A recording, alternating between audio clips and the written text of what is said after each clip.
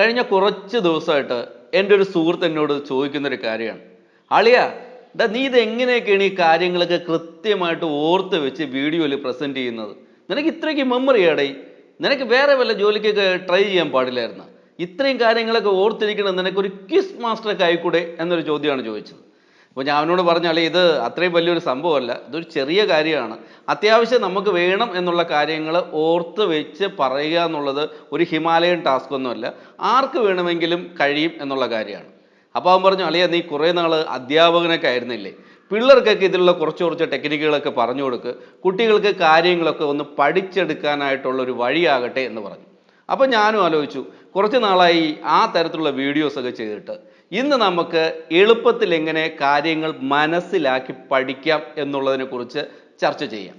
പല തരത്തിലാണ് നമ്മളെല്ലാവരും പഠിക്കുന്നത്. ഉറക്കെ വായിച്ച് പഠിക്കുകയും നടന്ന് പഠിക്കുകയും കിടന്ന് പഠിക്കുകയും ഇരുന്ന് പഠിക്കുകയും ഒക്കെ ചെയ്യുന്ന ആൾക്കാരുണ്ട്. പാട്ട് കേട്ട് പഠിക്കുന്നവരുമുണ്ട്. ഞാൻ ആദ്യകാലത്തൊക്കെ പാട്ട് കേട്ടാണ് പഠിച്ചിരുന്നത്. ഡിഗ്രിക്ക് പഠിക്കുന്ന സമയത്തുമൊക്കെ എൻ്റെ മുറിയിൽ ഉച്ചത്തിൽ പാട്ട് വെച്ചിട്ട് അതിനകത്തിരുന്നിട്ട് ഞാൻ പഠിക്കുന്ന ഒരു രീതിയാണ് എനിക്കുണ്ടായിരുന്നത്. നമുക്ക് ശരിക്ക് പ്രായോഗികമായി എങ്ങനെയൊക്കെയാണ് പഠിക്കാൻ പറ്റുക എന്ന് നോക്കാം. 4 തരത്തിലാണ് നമ്മൾ കാര്യങ്ങളെ, അല്ലെങ്കിൽ 4 വിധത്തിലാണ് കാര്യങ്ങളൊക്കെ പഠിച്ചെടുക്കേണ്ടത്. ആദ്യം വേണ്ടത് അണ്ടർസ്റ്റാൻഡിങ് ആണ്, രണ്ടാമത് വേണ്ടത് മെമ്മറൈസേഷനാണ്, പിന്നെ വേണ്ടത് ലാംഗ്വേജസ് ആണ്, അത് കഴിഞ്ഞ് അവസാനമായിട്ട് വേണ്ടത് ആപ്ലിക്കേഷനാണ്. നമുക്ക് ഈ അണ്ടർസ്റ്റാൻഡിങ്ങിനെ കുറിച്ച് പഠിക്കാം. അണ്ടർസ്റ്റാൻഡിങ് എന്ന് പറഞ്ഞാൽ നിങ്ങൾക്കറിയാം, കാര്യങ്ങളെ, ആശയങ്ങളെ വ്യക്തമായി മനസ്സിലാക്കി പഠിക്കുക എന്നുള്ളതാണ് ഈ അണ്ടർസ്റ്റാൻഡിങ് എന്ന് പറയുന്നത്. ഈ അണ്ടർസ്റ്റാൻഡിങ്ങിൽ വരുന്നത്, അല്ലെങ്കിൽ വ്യക്തമാക്കി മനസ്സിലാക്കി പഠിക്കേണ്ട വിഷയങ്ങൾ എന്ന് പറയുന്നത് ഫിസിക്സ്, മാത്സ്, എക്കണോമിക്സ് തുടങ്ങിയ കാര്യങ്ങളൊക്കെ നമ്മൾ ശരിക്കും മനസ്സിലാക്കി ആശയങ്ങളെ ഉൾക്കൊണ്ട് പഠിച്ചില്ലെങ്കിൽ അത് നമ്മുടെ മനസ്സിൽ നിൽക്കില്ല, അത് നമ്മുടെ മനസ്സിൽ നിന്ന് ഇറങ്ങിപ്പോകും. അപ്പോൾ ഈ കാര്യങ്ങളൊക്കെ മനസ്സിലാക്കി മനസ്സിൽ നിൽക്കുന്ന തരത്തിൽ പഠിക്കാനായിട്ട് ഒരു ട്രിക്ക് ഉണ്ട്. ആ ട്രിക്കിനെയാണ് ഫെയ്ൻമാൻ ടെക്നിക് എന്നാണ് പറയപ്പെടുന്നത്. ഈ ഫെയ്ൻമാൻ എന്ന് പറയുന്നത് ലോകപ്രശസ്തനായ ഒരു ഭൗതിക ശാസ്ത്ര വിദഗ്ധനാണ്. അദ്ദേഹത്തിന് ഭൗതിക ശാസ്ത്രത്തിൽ നോബൽ സമ്മാനമൊക്കെ കിട്ടിയിട്ടുണ്ട്. അദ്ദേഹം യൂണിവേഴ്സിറ്റിയിൽ പഠിക്കുന്ന കാലത്ത് ഈ വിഷയം നന്നായി മനസ്സിലാക്കി പഠിക്കുവാനായിട്ട് സ്വന്തമായിട്ട് ഉണ്ടാക്കിയെടുത്ത ഒരു ടെക്നിക്കാണ് ഈ ഫെയ്ൻമാൻ ടെക്നിക്ക് എന്ന് പിന്നീട് അറിയപ്പെട്ടത്. ഇന്ന് ധാരാളം കുട്ടികൾ ഈ ടെക്നിക്ക് ഉപയോഗിച്ചിട്ട് ഫിസിക്സും മാത്സും എക്കണോമിക്സ് ഒക്കെ പഠിക്കുന്നുണ്ട്. നമുക്ക് ഈ ഫെയ്ൻമാൻ ടെക്നിക്ക് എന്താണെന്ന് നോക്കാം. ഫെയ്ൻമാൻ ടെക്നിക്ക് എന്ന് പറയുന്നത് ഒരു വലിയ ആനക്കാര്യമൊന്നുമല്ല. അദ്ദേഹം ഒരു ബുക്ക് ഉപയോഗിച്ചിട്ടാണ് ഈ ടെക്നിക്ക് വികസിപ്പിച്ചെടുത്തത്. ബുക്കിൽ അദ്ദേഹം ചെയ്യുക എന്ന് പറഞ്ഞാൽ, അദ്ദേഹത്തിന് എന്തിനെക്കുറിച്ചാണോ പഠിക്കേണ്ടത് ആ കാര്യം അദ്ദേഹം ബുക്കിൽ എഴുതിയിട്ടിട്ട് അതിനെക്കുറിച്ച് വിശദമായിട്ടുള്ള കാര്യങ്ങൾ പല തരത്തിൽ വായിച്ച് മനസ്സിലാക്കി ഈ നോട്ട്ബുക്കിലേക്ക് എഴുതി ചേർക്കും. അത് കഴിഞ്ഞിട്ട് ഈ എഴുതിയിട്ട കാര്യങ്ങളൊക്കെ അദ്ദേഹം ഉച്ചത്തിൽ വായിക്കും. അത് കഴിഞ്ഞ് ഈ കാര്യങ്ങൾ അദ്ദേഹം മറ്റൊരാളെ പഠിപ്പിക്കുന്നത് പോലെ പ്രാക്ടീസ് ചെയ്യും. പല പ്രാവശ്യം പ്രാക്ടീസ് ചെയ്യുമ്പോൾ ഈ വിഷയം ഇദ്ദേഹത്തിൻ്റെ മനസ്സിൽ ഉറയ്ക്കും എന്നുള്ളതാണ് ഈ ടെക്നിക്കിൻ്റെ ഒരു പ്രായോഗിക രീതി. ഞാനൊരു ഉദാഹരണം പറഞ്ഞുതരാം. ഞാനൊരിക്കൽ പരീക്ഷിച്ച ഒരു കാര്യമാണ്. മിയാസാക്കി എന്ന് പറഞ്ഞിട്ട് ഒരു മാങ്ങയുണ്ട്, മാമ്പഴം. ജപ്പാനിയാണ് ആള്. നമ്മുടെ ഇന്ത്യയിൽ ഇപ്പോൾ ഈ സാധനമുണ്ട്. ഈ മാങ്ങയുടെ പ്രത്യേകത എന്ന് പറയുന്നത് ഇതിൻ്റെ വിലയാണ്. ഇതിൻ്റെ പ്രത്യേകത, ഏറ്റവും കൂടുതൽ വിലയ്ക്ക് വിൽക്കപ്പെടുന്ന മാമ്പഴമാണ് മിയാസാക്കി എന്നുള്ളതാണ് പ്രധാനപ്പെട്ട ഒരു കാര്യം. ഈ മാമ്പഴത്തിനെ കുറിച്ച് എനിക്ക് വ്യക്തമായി പഠിച്ച് ഓർമ്മയിലിരുത്തണം എന്ന ആഗ്രഹത്താൽ ഞാൻ ഇറങ്ങിത്തിരിക്കുമ്പോൾ ആദ്യമായിട്ട് ഞാൻ ചെയ്യുന്നത് ഗൂഗിളിൽ പോയിട്ട് മിയാസാക്കി എന്ന് പറയുന്ന മാങ്ങയെക്കുറിച്ച് അന്വേഷിക്കുകയാണ്. ഈ മിയാസാക്കി എന്ന് പറയുന്ന മാങ്ങയെക്കുറിച്ച് നമ്മൾ ഗൂഗിളിൽ തിരയുമ്പോൾ ഗൂഗിളിൽ ചെറിയ ഇൻഫർമേഷനൊക്കെ വരും. ഈ മാങ്ങ എവിടുത്തുകാരനാണ്, ഇത് എങ്ങനെയുള്ള മാങ്ങയാണ്, ഇതിൻ്റെ വില എത്രയാണ്, കഴിഞ്ഞ വർഷം 1 കിലോ മാമ്പഴത്തിന് 2,70,000 രൂപയ്ക്കാണ് കച്ചവടം നടന്നത് എന്നാണ് പറയുന്നത്. ആ വിവരമൊക്കെ നമുക്ക് ഗൂഗിളിൽ കാണാൻ പറ്റും. അത് കഴിഞ്ഞ് നോക്കാൻ പറ്റുന്നത് വിക്കിപീഡിയയാണ്. വിക്കിപീഡിയയിൽ പോയി കഴിഞ്ഞാൽ ഈ മാങ്ങയുടെ ശാസ്ത്രനാമം എന്താണ്, ഇതിൻ്റെ ജന്മദേശം എവിടെയാണ്, ഇതിപ്പോൾ എവിടെയൊക്കെ കൃഷി ചെയ്യുന്നുണ്ട്, വ്യാവസായിക അടിസ്ഥാനത്തിൽ ഏറ്റവും കൂടുതൽ എവിടെയൊക്കെയാണ് കൃഷി ചെയ്യുന്നത്, അങ്ങനെയുള്ള കുറേ കാര്യങ്ങൾ നമുക്ക് വിക്കിപീഡിയ വഴി മനസ്സിലാക്കാൻ പറ്റും. അത് കഴിഞ്ഞ് നോക്കുമ്പോൾ കുറേ വീഡിയോസ് കിടപ്പുണ്ട് ഈ മാങ്ങയെക്കുറിച്ച്. എല്ലാം യൂട്യൂബ് വീഡിയോസാണ്. അതിനകത്ത് കയറി നമ്മൾ നോക്കുമ്പോൾ ഈ മാങ്ങയുടെ നിറവും രുചിയും മണവും ഗുണഗണങ്ങളെക്കുറിച്ചൊക്കെ വളരെ വിശദമായിട്ട് പറഞ്ഞ് മനോഹരമായിട്ട് ഈ മാങ്ങയെക്കുറിച്ചുള്ള വിവരങ്ങൾ വീഡിയോകളാക്കി അതിനകത്ത് ഇട്ടിട്ടുണ്ട്. അത് കഴിഞ്ഞ് നോക്കിയത് പത്രങ്ങളാണ്. പത്രങ്ങളിൽ ഇങ്ങനെ വാർത്തകൾ വായിച്ചു പോയപ്പോൾ ഏറ്റവും രസകരമായിട്ട് ഓർമ്മയിൽ നിന്നൊരു വാർത്ത എന്ന് പറയുന്നത്, ഇന്ത്യയിൽ ഈ മാങ്ങ കൃഷി ചെയ്യുന്ന ഒരു കർഷകൻ, അദ്ദേഹത്തിൻ്റെ മാവ് പൂത്ത് അതിൽ മാങ്ങകൾ ഇങ്ങനെ പിടിച്ചു വരുന്ന സമയം തൊട്ട് അദ്ദേഹത്തിൻ്റെ തോട്ടത്തിൽ ഈ മാവുകൾക്ക് കാവലായിട്ട് കുറേ പട്ടികളെയും, വേട്ടപ്പട്ടികളെയും, ട്രെയിൻഡ് ആയിട്ടുള്ള വേട്ടപ്പട്ടികളെയും ആയുധങ്ങളണിഞ്ഞ കാവൽക്കാരെയൊക്കെ ഈ മാങ്ങകളെ സംരക്ഷിക്കാനായിട്ട് നിയോഗിച്ചു എന്നാണ്. കാര്യം 1 കിലോ മാങ്ങയ്ക്ക് 2,70,000 രൂപ വിലയുള്ളപ്പോൾ ഒരു മാവിൻ്റെ തോട്ടം ഒരുപാട് കിലോ കണക്കിന്, ചിലപ്പോൾ 10, 100 അല്ലെങ്കിൽ 1000 കിലോ മാങ്ങ കിട്ടാൻ സാധ്യതയുള്ള ഒരു തോട്ടത്തിൽ ഇത്രയും വലിയൊരു സംരക്ഷണമേറ്റ് നടപ്പിലാക്കി കാശ് ചിലവാക്കാൻ അദ്ദേഹം മടിച്ചില്ല എന്നുള്ളതാണ് ആ പത്രവാർത്തയിലെ പ്രധാന കാര്യം. ഈ കാര്യങ്ങളൊക്കെ ഞാൻ മനസ്സിലാക്കി ഈ നോട്ട്ബുക്കിൽ ഇങ്ങനെ എഴുതിയിടുകയാണ്. ഞാനിങ്ങനെ മനസ്സിലാക്കിയിട്ട് വന്ന് ഇത് ഓർത്താണ് എഴുതുന്നത് കേട്ടോ. എഴുതിയപ്പോൾ എന്താ സംഭവിച്ചത്, ഇതിലൊക്കെ ഇടയ്ക്കിടയ്ക്കുള്ള പല സംഭവങ്ങളും വിട്ടുപോയി. ഞാൻ ഗൂഗിളിൽ നിന്ന് കിട്ടിയ 1-2 ഇൻഫർമേഷൻ മിസ്സായി, ഈ യൂട്യൂബിൽ നിന്ന് കിട്ടിയ ചില ഇൻഫർമേഷൻസ് മിസ്സായി, വിക്കിപീഡിയയിൽ നിന്ന് കിട്ടിയ ഇതിൻ്റെ ശാസ്ത്രനാമം വിട്ടുപോയി. പിന്നെ ഇന്ത്യയിൽ എവിടെയാണ് ഈ കർഷകനുള്ളത്, അല്ലെങ്കിൽ അയാൾ എന്തൊക്കെ തരത്തിലുള്ള സുരക്ഷാ സജ്ജീകരണങ്ങളാണ് ഏർപ്പെടുത്തുന്നുള്ള ചില കാര്യങ്ങളൊക്കെ ഞാൻ എഴുതിയപ്പോൾ വിട്ടുപോയി. അപ്പോൾ ഞാനിത് എഴുതിയ നോട്ട്ബുക്കും ഈ കാര്യങ്ങളൊക്കെ ഒന്നും കൂടി ഇത് എല്ലാത്തിലും പരതിയപ്പോൾ വിട്ടുപോയ കാര്യങ്ങൾ മനസ്സിലായി. ഇതെല്ലാം ഞാൻ വീണ്ടും ഈ ബുക്കിലേക്ക് കൂട്ടിച്ചേർത്തു. അത് കഴിഞ്ഞിട്ട് ഒരാവർത്തി ഇതിനെ ഞാൻ ഉറക്കെ വായിച്ചു കഴിഞ്ഞപ്പോൾ എഴുതിയ കാര്യങ്ങളൊക്കെ എന്നെ കുറച്ച് മനസ്സിലേക്ക് വരാൻ തുടങ്ങി. കാര്യം നമ്മൾ എഴുതി കഴിയുമ്പോൾ അത് വീണ്ടും വായിക്കുമ്പോഴാണ് അത് മനസ്സിൽ കൂടുതൽ ഉറയ്ക്കാനുള്ളൊരു സാധ്യത ഉള്ളത്. ഇത് കഴിഞ്ഞിട്ട് എനിക്ക് ഒരു മോളുണ്ട്, നിങ്ങൾക്കറിയാലോ, 7 വയസ്സ് കഴിഞ്ഞ കുട്ടിയാണ്. അവളെ വിളിച്ചുകൊണ്ടുവന്ന് എൻ്റെ ഫ്രണ്ടിൽ ഇരുത്തിയിട്ട് ഈ മാങ്ങയെക്കുറിച്ച്, മാമ്പഴത്തെക്കുറിച്ച് അവൾക്ക് ക്ലാസ് എടുത്തു. അവൾക്ക് മനസ്സിലാകുന്ന തരത്തിൽ, അവൾക്ക് ഇഷ്ടപ്പെടുന്ന തരത്തിലൊക്കെ 2-3 ആവർത്തി ഞാൻ അവൾക്കിത് ക്ലാസ് എടുത്തു കൊടുത്തു.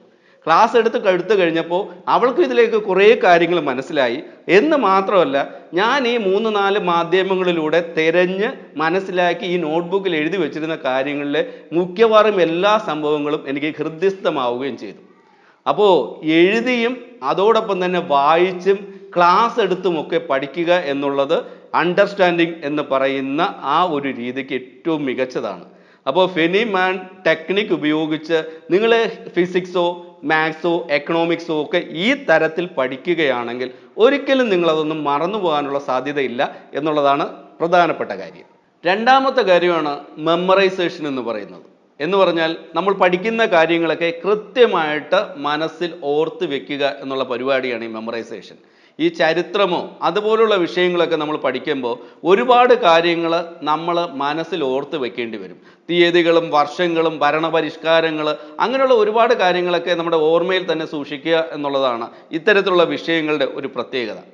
നമുക്കറിയാം, നമുക്ക് ഓർമ്മയിൽ സൂക്ഷിക്കാൻ കഴിയുന്നത് പല തരത്തിലുള്ള കാര്യങ്ങളെ നമുക്ക് ഓർമ്മയിൽ സൂക്ഷിക്കാൻ കഴിയും. നമ്മൾ ഇമോഷണലി അറ്റാച്ച്ഡ് ആയിട്ടുള്ള കാര്യങ്ങളൊക്കെ നമ്മുടെ മനസ്സിൽ നിന്ന് മാഞ്ഞു പോകാറില്ല. നമുക്ക് ദേഷ്യം വരുന്നതോ, നമുക്ക് ഇഷ്ടം തോന്നുന്നതോ, നമുക്ക് സന്തോഷം തരുന്നതോ, നമുക്ക് വെറുപ്പുണ്ടാക്കുന്നതോ, നമുക്ക് ഭയം ഉണ്ടാക്കുന്നതോ ആയിട്ടുള്ള കാര്യങ്ങളൊന്നും നമ്മൾ പെട്ടെന്ന് മറക്കാറില്ല. അതൊക്കെ എപ്പോഴും നമ്മുടെ ഓർമ്മയിൽ തന്നെ ഉണ്ടാവും. അതോടൊപ്പം തന്നെ നമ്മുടെ പല ഇന്ദ്രിയങ്ങളെ ഒരേ സമയം ഉദ്ദീപിപ്പിക്കുന്ന അനുഭവങ്ങളെ അല്ലെങ്കിൽ ആസ്വാദനങ്ങളെയൊന്നും നമ്മൾ ഒരിക്കലും മറക്കാറുമില്ല. ഉദാഹരണം എന്ന് പറയുന്നത്, നമ്മൾ ഭക്ഷണം കഴിക്കുന്നത്. നമ്മൾ ഭക്ഷണം എങ്ങനെയാണ് കഴിക്കുന്നത്? കണ്ടുകൊണ്ട് മാത്രമാണ് ഭക്ഷണം കഴിക്കുന്നത്? അല്ല. നമ്മൾ ആദ്യം ഭക്ഷണത്തെ കാണുന്നു, പിന്നെ നമ്മളെ മൂക്കിലൂടെ ആ ഭക്ഷണത്തിൻ്റെ മണം ആസ്വദിക്കുന്നു, നമ്മൾ ആ ഭക്ഷണത്തെ കൈകൊണ്ട് തൊട്ട് അതിൻ്റെ സ്പർശനം അറിയുന്നു, അതോടൊപ്പം തന്നെ നാവിൽ വെച്ച് അതിൻ്റെ രുചി ആസ്വദിച്ച് നമ്മളത് കഴിക്കുന്നു. ചില സമയങ്ങളിലൊക്കെ നമ്മൾ ഭക്ഷണം കഴിക്കുമ്പോൾ അതിൻ്റെ ശബ്ദം കൂടി കേട്ടുകൊണ്ടാണ് ഈ ഭക്ഷണം കഴിക്കുന്നത്. ചെറിയ ഉദാഹരണം പറഞ്ഞു കഴിഞ്ഞാൽ, നല്ല ചൂട് ചായ ഇങ്ങനെ അടിച്ച് പതപ്പിച്ച് നമ്മുടെ മുന്നിൽ കൊണ്ട് വെച്ച് തരികയാണെന്ന് വിചാരിക്കുക. നമ്മളത് ഊതി കുടിക്കുമ്പോൾ അതിൻ്റെ ഒരു ശബ്ദം, അതുകൂടാതെ ഭക്ഷണത്തിന് ഈ ചായക്കൊരു ശബ്ദമുണ്ട്. ഇതിൽ നിറഞ്ഞിരിക്കുന്ന പതകളിലെ കുമിളകൾ ഇങ്ങനെ പൊട്ടുമ്പോൾ ടപ്പ് ടപ്പ് എന്നൊരു ശബ്ദം കേൾക്കും. ഇതുകൂടാതെ സോഡാ നാരങ്ങ വെള്ളം കുടിച്ചിട്ടുള്ളവർക്കറിയാം, നമ്മൾ ദാഹിച്ച് വലഞ്ഞൊരു കടയിൽ ചെന്ന് ചേട്ടാ ഒരു സോഡാ നാരങ്ങ വെള്ളം പറയുമ്പോൾ അവർ നാരങ്ങയൊക്കെ അതിനകത്ത് പിഴിഞ്ഞ ഉപ്പോ പഞ്ചസാരയൊക്കെ ഇട്ടിട്ട് സോഡ ഒഴിച്ചു തരും. ആ സോഡ ഇങ്ങനെ വീണ് പതഞ്ഞ് വരുന്നതിൻ്റെ ഒരു ശബ്ദമുണ്ട്. അതുകൂടാതെ ഈ സോഡയുടെ ബബിൾസൊക്കെ ഇങ്ങനെ വലുതായി നിൽക്കുമ്പോൾ നമ്മളെടുത്ത് കുടിക്കുമ്പോൾ നമ്മളെ ചുണ്ടിലോ മീശയിലോ ഒക്കെ തട്ടിയിട്ട് ബബിൾ പൊട്ടുന്ന ടപ്പ് എന്നൊരു ഒച്ച കേൾക്കും. അപ്പോൾ നമുക്ക് ഈ ഭക്ഷണത്തിൻ്റെ ഈ ശബ്ദം കൂടി ആസ്വദിച്ച് അത് കഴിക്കാൻ പറ്റും. ഈ പല ഇന്ദ്രിയങ്ങളും ഒരേ സമയം ആസ്വാദന പ്രക്രിയയിൽ ഏർപ്പെടുന്നത് കൊണ്ട് തന്നെ ഭക്ഷണങ്ങളെക്കുറിച്ച്, നമ്മൾ ഒരു വട്ടം പോലും കഴിച്ച ആഹാരത്തെക്കുറിച്ച് നമ്മൾ മറക്കാറേ ഇല്ല എന്നുള്ളതാണ് വസ്തുത. ഇങ്ങനെ മെമ്മറൈസേഷന് വേണ്ടിയിട്ട് നമ്മുടെ ഇന്ദ്രിയങ്ങളെ ഉപയോഗിച്ച് ഓർമ്മകൾ സംരക്ഷിക്കുന്ന ആ പരിപാടിക്ക്, ആ ടെക്നിക്കിന് പറയുന്ന പേരാണ് മെമ്മറി പാലസ് എന്ന് പറയുന്നത്. ഈ മെമ്മറി പാലസിൽ നമ്മൾ ചെയ്യുന്നത് യഥാർത്ഥത്തിലുള്ള ഒരു സ്ഥലത്തെ നമ്മൾ സാങ്കല്പികമായിട്ട് ചിന്തിച്ചെടുക്കുന്ന ചില സംഭവങ്ങളോ ചില വസ്തുക്കളോ വസ്തുതകളോ ഒക്കെ ആയിട്ട് ബന്ധപ്പെടുത്തി നമ്മൾ ഓർത്തിരിക്കേണ്ട കാര്യങ്ങളെ ഇതെല്ലാം ചേർത്തങ്ങ് ലിങ്ക് ചെയ്ത് ഒരു കഥയാക്കി നമ്മൾ ഫീൽ ചെയ്ത് നമ്മൾ ചിന്തിച്ച് നമ്മുടെ ഓർമ്മയിൽ സൂക്ഷിക്കും.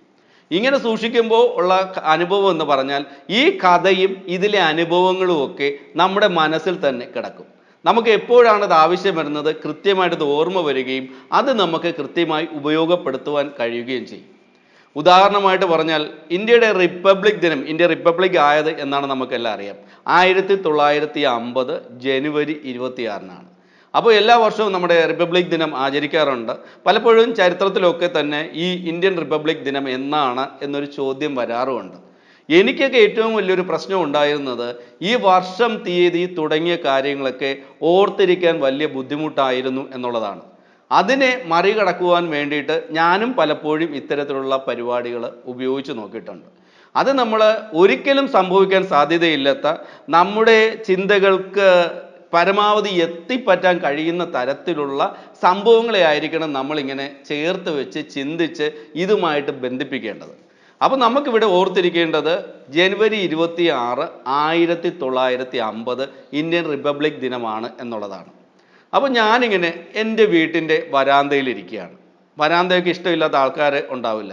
നല്ല കാറ്റൊക്കെ കൊണ്ട് ഇങ്ങനെ വരാന്തയിൽ ഇരുന്നിട്ട് നമ്മുടെ കുഞ്ചാക്കോ ബോബൻ്റെ ഈ കാതോട് കാതോട് എന്ന സിനിമയിലെ പാട്ട് പുനരുപയോഗിച്ച് അല്ലെ വീണ്ടും ഉപയോഗിച്ച് ഒരു പടത്തിൽ വെച്ചിട്ടുണ്ട്.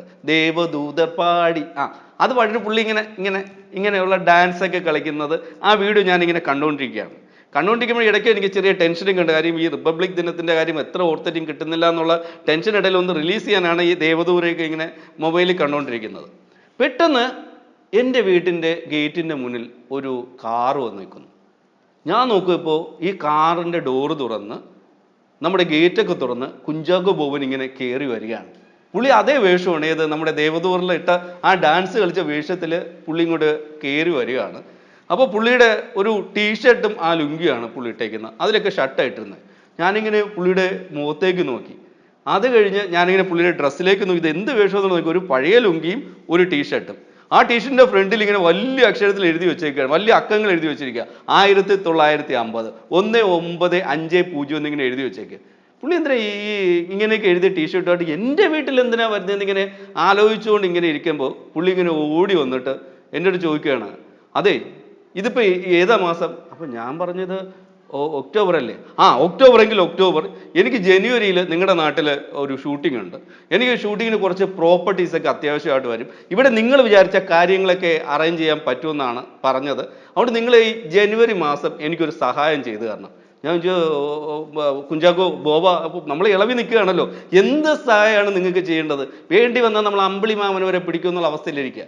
പുള്ളി പറഞ്ഞു, എനിക്ക് കൂടുതൽ സഹായങ്ങളൊന്നും വേണ്ട.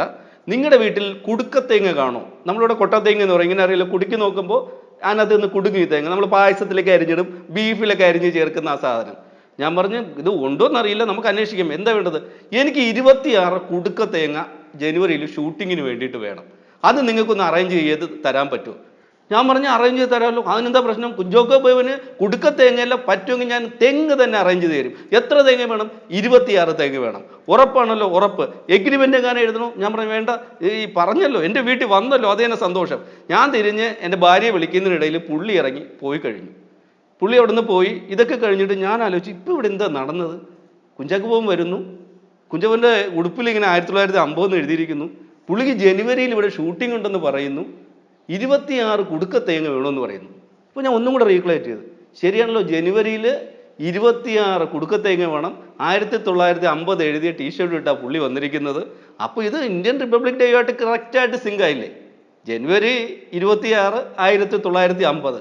ഇത്തരത്തിൽ അസംഭാവ്യമായിട്ടുള്ള അല്ലെങ്കിൽ സംഭവിക്കാൻ ഒരു തരത്തിലും സാധ്യതയില്ലാത്ത സാഹചര്യത്തിൽ നമ്മുടെ വീടുമായോ നമുക്ക് പ്രിയപ്പെട്ട ഒരു ഇടവുമായിട്ട് ബന്ധപ്പെടുത്തി ഇതിനുള്ള ഒരു സാഹചര്യമോ വസ്തുതയൊക്കെ ഇങ്ങനെ ആലോചിച്ചുണ്ടാക്കി നമ്മൾ ഓർത്തിരിക്കേണ്ട കാര്യങ്ങൾ ഇതുമായിട്ട് അങ്ങോട്ട് ക്ലബ് ചെയ്താൽ മതി. ഒരിക്കലും മറക്കൂല. റിപ്പബ്ലിക് ഡേ ഇനി നിങ്ങളും മറക്കാനായിട്ടുള്ള സാധ്യത വളരെ കുറവാണ്. നമുക്ക് എന്ത് പഠിക്കണമെങ്കിലും വായിച്ചോ അത് കണ്ടോ അറിഞ്ഞോ ഒക്കെ പഠിക്കണമെങ്കിൽ നമുക്ക് ഭാഷകൾ വേണം. ഭാഷ അറിഞ്ഞുകൂടാതെ, ലാംഗ്വേജ് അറിഞ്ഞുകൂടാതെ കാര്യങ്ങളൊക്കെ മനസ്സിലാക്കി എടുക്കുന്നത് കുറച്ച് ബുദ്ധിമുട്ടായിരിക്കും. പലതരം ഭാഷകൾ നമ്മൾ കേട്ടിട്ടുണ്ട്. നമ്മൾ സംസാരിക്കുന്ന ഭാഷയുണ്ട് മലയാളം, നമ്മുടെ തൊട്ടടുത്ത സംസ്ഥാനത്ത് ഭാഷയുണ്ട് തമിഴ്, പിന്നെ തെലുങ്ക്, കന്നഡ, ഹിന്ദി, അങ്ങനെ ഒരുപാട് ഭാഷകൾ ഇന്ത്യയിൽ തന്നെയുണ്ട്. പിന്നെ വിദേശത്തൊക്കെ പോവുകയാണെങ്കിലും ചിലപ്പോൾ ഇന്ത്യക്കകത്ത് തന്നെ നല്ലൊരു ജോലി കിട്ടാനോ അല്ലെങ്കിൽ ഇൻ്റർവ്യൂവിലൊക്കെ പങ്കെടുക്കാനോ ഒക്കെ ആണെങ്കിലും ഇംഗ്ലീഷ് നിർബന്ധിതമായി അറിഞ്ഞിരിക്കേണ്ട സാഹചര്യങ്ങളൊക്കെ ഉണ്ട്. അപ്പോൾ ഈ സാഹചര്യങ്ങളിലൊക്കെ നമ്മൾ പലപ്പോഴും പൈസ കൊടുത്ത് പോയിട്ട് ഭാഷ പഠിക്കാൻ ശ്രമിക്കാറുണ്ട്.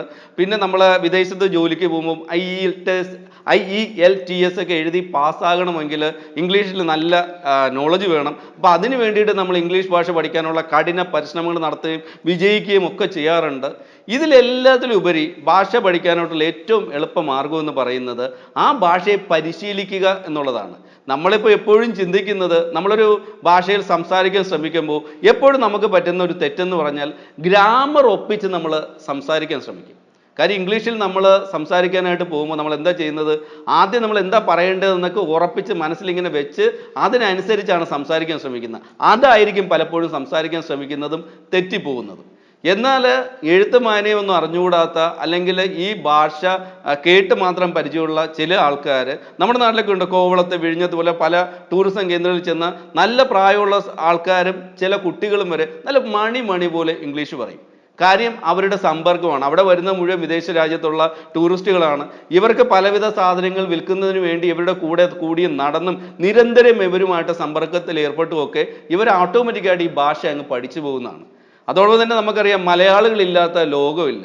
എനിക്ക് തോന്നുന്നത് ലോകത്ത് ഏറ്റവും കൂടുതൽ ഭാഷകൾ സംസാരിക്കുന്ന വ്യക്തികൾ മലയാളികളായിരിക്കും. അറിയാം, സ്പെയിനിൽ പോകുന്നവൻ സ്പാനിഷ് സംസാരിക്കുക, ഈ ഇംഗ്ലണ്ടിൽ പോകുന്നവൻ ഇംഗ്ലീഷ് സംസാരിക്കുക, അറബ് രാജ്യങ്ങളിൽ പോകുന്നവൻ അറബ് സംസാരിക്കുക, ആഫ്രിക്കൻ രാജ്യങ്ങളിൽ പോകുന്നവൻ അവിടുത്തെ ഭാഷ പഠിച്ച് സംസാരിക്കുക, ഇങ്ങനെയുള്ള കാര്യങ്ങളൊക്കെ നടക്കാറുണ്ട്.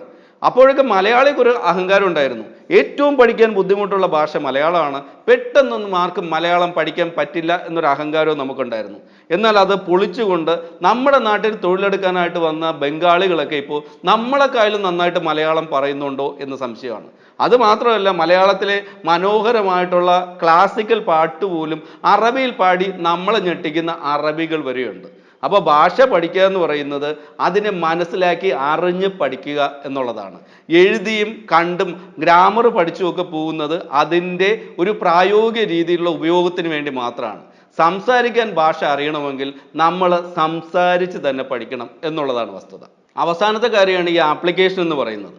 ഈ പ്രോബ്ലം സോൾവിങ്, ക്വസ്റ്റ്യൻ സോൾവിങ് തുടങ്ങിയ മേഖലകളിലൊക്കെയാണ്, ടെക്നിക്കലി ആയിട്ടുള്ള കുറേ സംഭവങ്ങളിലൊക്കെയാണ് ഈ ആപ്ലിക്കേഷൻ വേണ്ടി വരുന്നത്. അതിങ്ങനെ കൃത്യമായി മനസ്സിലാക്കി ഉറപ്പിച്ചു വെച്ച് പ്രായോഗികമായി പ്രയോഗിക്കുക എന്നുള്ളതാണ് ഈ ആപ്ലിക്കേഷനിൽ വരുന്നത്. അതിന് മറ്റ് വഴികളൊന്നുമില്ല, പ്രാക്ടീസ് ചെയ്യുക എന്നുള്ളത് മാത്രമാണ് വഴി. എന്ത് ചെയ്യുക? പ്രാക്ടീസ് ചെയ്യുക. പ്രാക്ടീസ് തുടർച്ചയായി പരിശീലിച്ചു കൊണ്ടിരിക്കുക. അങ്ങനെ പരിശീലിച്ചു കൊണ്ടിരുന്നാൽ മാത്രമേ ഈ ആപ്ലിക്കേഷൻ, ഈ പ്രോബ്ലം സോൾവിങ്, ക്വസ്റ്റ്യൻ സോൾവിങ് തുടങ്ങിയ കാര്യങ്ങളിൽ നമ്മൾ വിജയിക്കാൻ പറ്റുള്ളൂ. നമുക്കറിയാം, ഒരു PSC ടെസ്റ്റ് എഴുതി കൃത്യമായിട്ട് ടെസ്റ്റ് പാസ്സായി ജോലി കിട്ടണമെന്നുണ്ടെങ്കിൽ നമ്മളൊരു PSC ടെസ്റ്റ് വായിച്ച് 5 പ്രാവശ്യം വായിച്ചിട്ട് കിടന്നുറങ്ങിയാൽ PSC ടെസ്റ്റ് പാസ്സായി ജോലി കിട്ടില്ല. നിരന്തരം പുതിയ അറിവുള്ള പുസ്തകങ്ങൾ വായിക്കുകയും അതിൻ്റെ ഉത്തരങ്ങൾ എഴുതി പഠിക്കുകയും നിരന്തരം ഇതിലുള്ള ആയിരക്കണക്കിന് ക്വസ്റ്റ്യനുകളുമായിട്ട് നമ്മൾ ഏറ്റുമുട്ടുകയും അതിലെല്ലാത്തിനും ശരി ഉത്തരം കണ്ടെത്താൻ ശ്രമിക്കുകയൊക്കെ ചെയ്താൽ മാത്രമേ നമുക്ക് ഈ കാര്യത്തിൽ വിജയിക്കാൻ പറ്റുള്ളൂ. അപ്പോൾ ആപ്ലിക്കേഷൻ എന്ന് പറയുന്ന ആ ഘട്ടത്തിൽ നമുക്ക് ഏറ്റവും കൂടുതൽ വേണ്ട കാര്യം പ്രാക്ടീസ് ചെയ്യുക, പരമാവധി പരിശീലിക്കുക എന്നുള്ളതാണ്. അപ്പോൾ നന്നായിട്ട് പഠിച്ച് കാര്യങ്ങളൊക്കെ നേടി ഉയർന്ന ഒരു പദവി ലക്ഷ്യം വെച്ച് നീങ്ങുമ്പോൾ അവസാനത്തെ കടമയാണ് നമ്മൾ ഇത്തരത്തിലുള്ള പരീക്ഷകൾ എഴുതി വിജയിച്ച് ഇൻ്റർവ്യൂവിലൊക്കെ പാസ്സായി ജോലിയിലേക്ക് പോവുക എന്നുള്ളത്. അതിനുവേണ്ടി മാത്രമായിട്ടെങ്കിലും കൃത്യതയോടെ പ്രാക്ടീസ് ചെയ്താൽ, നിങ്ങളത് കൃത്യമായി പഠിച്ച കാര്യങ്ങളൊക്കെ അപ്ലൈ ചെയ്താൽ അതിൽ നിങ്ങൾ വിജയിക്കുക തന്നെ ചെയ്യും. ഒരു ബോണസ് ട്രിക്ക് കൂടെ പറഞ്ഞു തരാം. ചിലപ്പോൾ നമ്മൾ ചില കാര്യങ്ങൾ ഏതൊക്കെ തരത്തിൽ പഠിച്ചാലും നമ്മുടെ തലയിൽ കയറാത്തൊരവസ്ഥ വരും. അത് ചിലപ്പോൾ ആ വിഷയത്തിൽ നമുക്ക് ഒട്ടും താല്പര്യം ഇല്ലാത്തത് കൊണ്ടായിരിക്കാം. പക്ഷേ നമ്മുടെ സാഹചര്യം കൊണ്ട് അത് പഠിക്കേണ്ടത് നിർബന്ധിതമായി തീരുകയും ചെയ്തിരിക്കാം. ആ സാഹചര്യത്തിൽ ഉപയോഗിക്കാവുന്ന ഒരു ട്രിക്ക് എന്ന് പറയുന്നത്, ഇതെന്താണ് സംഗതി എന്ന് ആദ്യം അറിയാൻ ശ്രമിക്കുക. ഇതാരാണ് ഉണ്ടാക്കിയതെന്ന് അറിയാൻ ശ്രമിക്കുക. അയാൾ ഇത് എന്തിനാണ് ഉണ്ടാക്കിയത് എന്ന് അറിയാൻ ശ്രമിക്കുക. പിന്നെ ആലോചിക്കേണ്ടത് ഇതെന്തിനാ ഞാൻ പഠിക്കുന്നതെന്ന് അറിയാൻ ശ്രമിക്കുക. ഇത് പഠിച്ചാൽ എനിക്കെന്താ ഗുണം എന്നറിയാൻ അന്വേഷിക്കുക. ഇത് പഠിക്കാനായിട്ട് ഞാൻ എന്താ ചെയ്യേണ്ടതെന്ന് അന്വേഷിക്കുക. നിരന്തരം ഇതേ വിഷയത്തിനകത്ത് തന്നെ നിൽക്കുക. എപ്പോഴും ഇതിനെക്കുറിച്ച് മാത്രം ചിന്തിക്കുക. അതിനെക്കുറിച്ച് അറിയാൻ പറ്റുന്ന കാര്യങ്ങളൊക്കെ ഇങ്ങനെ അന്വേഷിച്ച് അറിഞ്ഞുകൊണ്ടേയിരിക്കുക. സ്വാഭാവികമായിട്ട് നിങ്ങളറിയാതെ ഈ വിഷയം നിങ്ങളുടെ ഉള്ളിലേക്ക് കയറിയിട്ടുണ്ടാവും. നിങ്ങളറിയാതെ തന്നെ നിങ്ങളത് പഠിച്ചിട്ടുണ്ടാവും. അപ്പോൾ ഈ വീഡിയോ ഇഷ്ടമായെങ്കിൽ നിങ്ങളെല്ലാവരും കമൻറ്റ് ബോക്സിൽ വന്നിട്ട് ഈ വീഡിയോയെക്കുറിച്ചുള്ള നിങ്ങളുടെ അഭിപ്രായങ്ങൾ രേഖപ്പെടുത്തുക. അതുമാത്രമല്ല, ഇത്തരത്തിലുള്ള ഏതെങ്കിലും വീഡിയോകൾ ചെയ്ത് നിങ്ങൾക്ക് കാണണം അറിയണമെന്നുണ്ടെങ്കിലും ഈ കമൻറ്റ് ബോക്സിൽ രേഖപ്പെടുത്തുക. അപ്പോൾ നമുക്ക് ഇന്നത്തേക്ക് ബൈ.